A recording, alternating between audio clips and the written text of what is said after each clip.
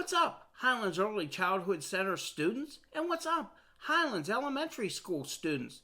This is Officer Naviglia back again to read another book. The book is Flat Stanley and the Firehouse. I also hope everyone is safe, healthy, and strong. I hope everyone enjoys the books that I read because I enjoy reading the books to you.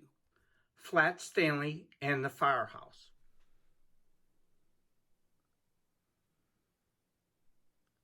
Stanley Lambchop lived with his mother, his father, and his little brother Arthur.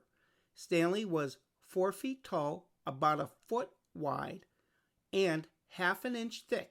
He had been flat ever since a bulletin board fell on him. Stanley's family found it handy having a flat boy at home, and Stanley didn't mind helping out. Stanley held tools for his father, while Mr. Lambchop repaired the car. Stanley helped Arthur practice his backflips. Stanley gave Mrs. Lambchop a perfect place to roll out pie crust, except when he felt ticklish. Stanley made a good stencil too. "Hold still," said Arthur. Stanley held his breath as Arthur traced him carefully.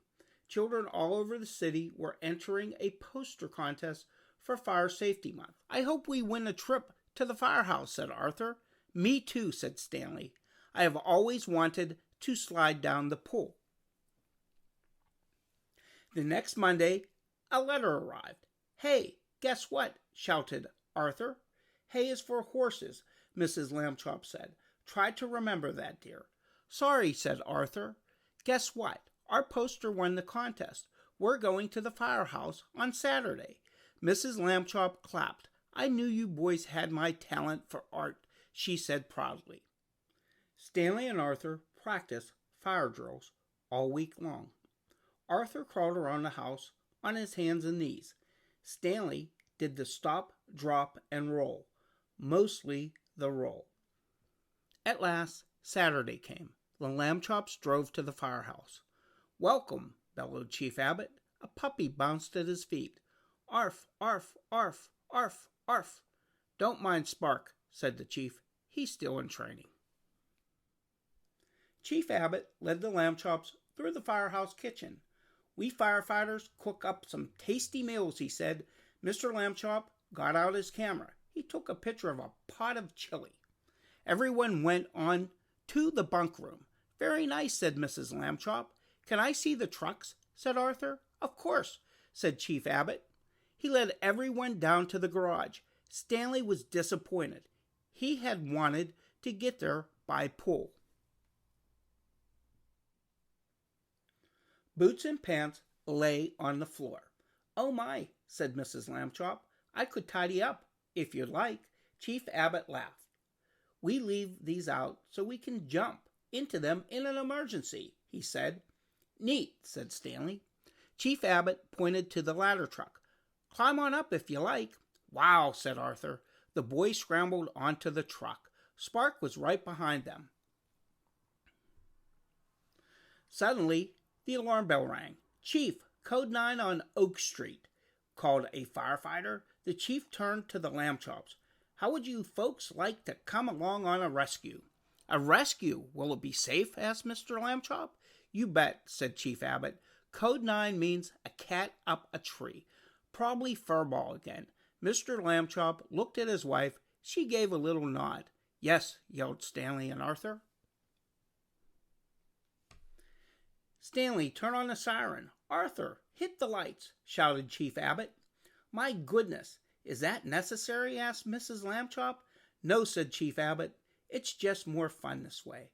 The truck raced out of the station. Soon it pulled up to a tall tree. A tiny cat shivered at the top. "She's pretty high up this time," said Chief Abbott.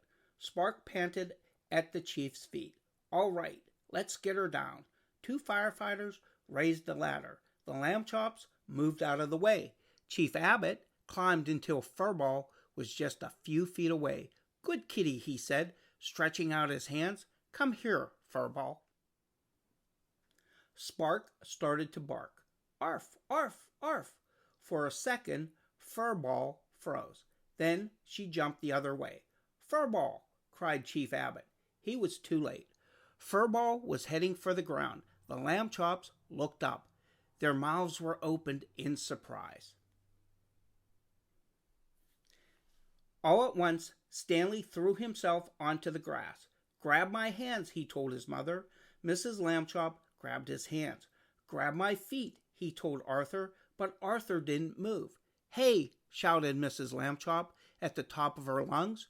Grab his feet. Arthur blinked. He grabbed Stanley's feet.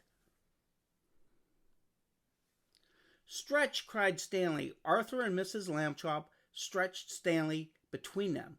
They were not a second too soon. Boing! Meow! Furball bounced on Stanley's belly, then landed safely on the ground. The firefighters started clapping.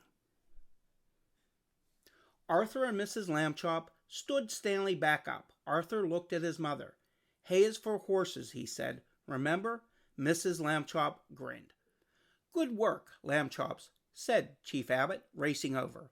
How can we ever thank you? Well, said Stanley, there is one thing. Whee! So, until our next adventure, this is Officer Naviglia signing off for this week. And remember, stay healthy, stay safe, and stay Ram strong, because we are Rams for life.